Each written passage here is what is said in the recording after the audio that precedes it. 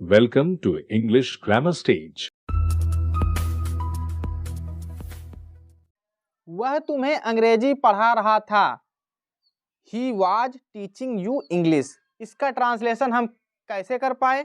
आज की इस वीडियो में हम सीखेंगे ट्रांसलेशन, और ये ट्रांसलेशन है पास्ट कंटिन्यूअस टेंस के ट्रांसलेशन। ठीक, इसमें हम आपको नियम बताएंगे।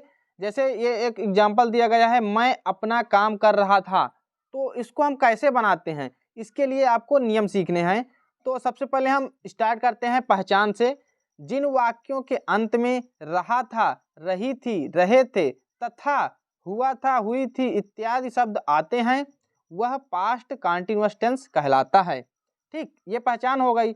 अब उदाहरण के लिए हमने एक उदाहरण बताया, मैं अपना काम कर रहा था लास्ट में मिला, तो हमें क्या पता चली? पहचान पता चली कि ये पास्ट कंटिन्यूअस टेंस का वाक्य है। अब वाक्य बनाने के नियम क्या क्या होते हैं, देखिए। नियम नंबर 1, एक वचनकर्ता के साथ सहायक क्रिया वाज का प्रयोग करते हैं। एक वचनकर्ता कौन कौन से होते हैं?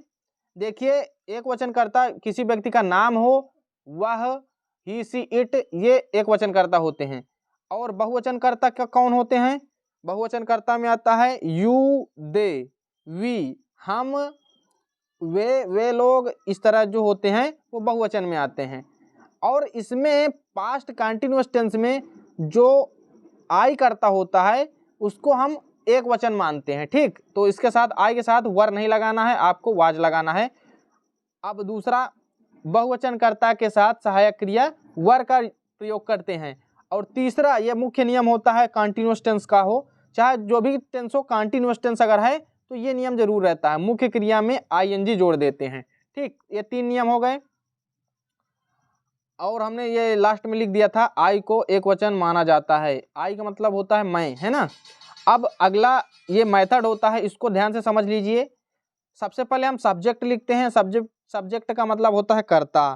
फिर वाज या वर, ये कर्ता के अनुसार, अगर एक वचन है तो वाज, अगर बहुवचन है तो वर। इसके बाद मेन वर्ब, मुख्य क्रिया और उसमें आईएनजी जोड़ेंगे। फिर उसके बाद कर्म लिखेंगे, ऑब्जेक्ट जिसको कहते हैं, और फिर उसके बाद अन्य शब्द, अदर वर्ड। ठीक, अब देखिए इसी के हिसाब से हमने ये बनाया है, ध्यान से समझिएगा। वह तुम्हें अंग्रेजी पढ़ा रहा था, तो सबसे पहले हमने वह की अंग्रेजी लिखी ही। इसके बाद वाज या वर, तो एक वचन है तो वाज लग जाएगा। इसके बाद मेन वर्ब क्या होता है? जो भी कार्य किया जाता है वो मेन वर्ब होता है, यानी कि मुख्य क्रिया होता है। तो पढ़ा रहा था, पढ़ाना की अंग्रेजी होती है टीच, TEACH, टीच मीन्स पढ़ाना। और आईएनजी जोड़ना है तो जोड़ देंगे उसी के साथ टीचिंग। और उसके बाद क्या लिखना है? ऑब्जेक्ट। तो ऑब्जेक्ट क्या दिया गया है? तुम्हें, तो तुम्हें की अंग्रेजी होती है यू। और फिर अन्य शब्द में बचा अंग्रेजी, तो इंग्लिश लिख देंगे। इस प्रकार ये ट्रांसलेशन बन जाता है। इसी प्रकार दूसरा ट्रांसलेशन भी दिया गया है। हम लोग टीवी पर मैच देख रहे थे, तो सबसे पहले कर्ता, फिर उसके बाद वाज या वर, तो वर लग गया। फिर यहाँ पर दिया गया है मेन वर्ब, तो मेन वर्ब क्या होती है इसमें? मैच देख रहे थे, देखना है दिया गया है ना, तो देख रहे की अंग्रेजी होती है वाचिंग। और फिर उसके बाद मैच और ऑन टीवी। और इसके बाद तीसरा दिया गया है, वह रसोई घर में बैठी थी, she was sitting in kitchen. उसने नया ड्रेस पहना हुआ था, he was wearing new dress. इसके बाद वे लोग तुम्हारी तारीफ कर रहे थे, दे वर प्रेजिंग यू। इसके बाद राम कतार में अपनी बारी का इंतजार कर रहा था, Ram was waiting for his turn in the Q का मतलब होता है कतार, QUE, ये बहुत ही दुर्लभ मीनिंग है, इसको ढंग से समझ लीजिएगा।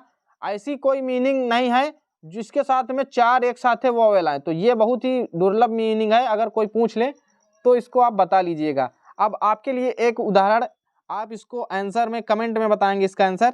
मैं कल खाना खा रहा था,